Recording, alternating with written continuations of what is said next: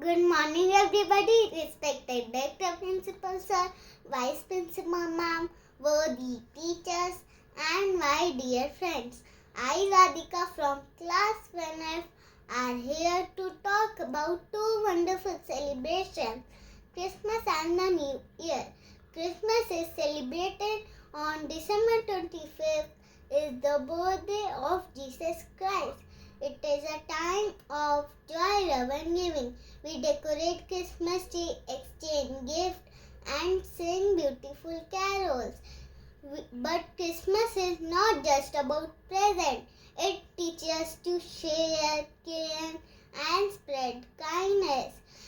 Helping someone in need, making others smile and spending time with family are the real joys of Christmas.